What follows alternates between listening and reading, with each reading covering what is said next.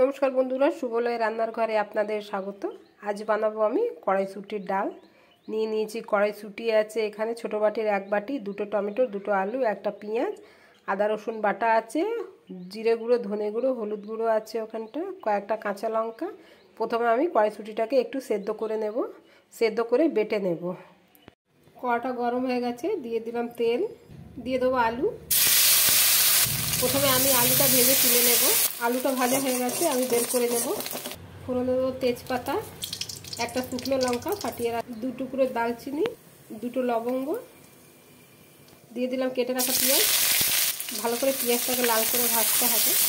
দিয়ে দেবো 1/2 চামচেরও কম আছে আদা রসুন বাটা, দিয়ে দেবো কাঁচা লঙ্কা, দিয়ে দেবো ধনে জিরে হলুদ গুঁড়ো, দেবো অল্প জল। মশলাটাকে ভালো করে কষিয়ে নিতে হবে। দিয়ে দিলাম কেটে রাখা টমেটো, দেবো স্বাদ মতো লবণ।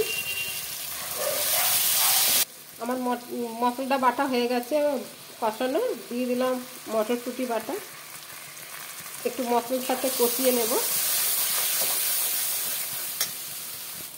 আমার মটরশুঁটির সাথে মশলাটা কষানো হয়ে গেছে, দিয়ে দিলাম আলু, ভেজে রাখা আলু,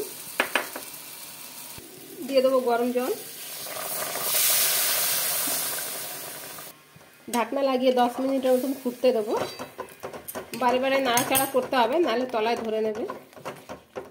দিয়ে দিলাম অল্প চিনি, দিয়ে দেবো গরম মশলা, দিলাম ধনে পাতা। আমার রেসিপিটা হয়ে গেছে বন্ধুরা, আমি নামিয়ে নেব। আমার মটরশুঁটি ডালটা রেডি হয়ে গেছে বন্ধুরা। যদি আপনাদের আমার এই ভিডিওটা ভালো লেগে থাকে তাহলে লাইক, কমেন্ট, সাবস্ক্রাইব অবশ্যই করবেন। ধন্যবাদ।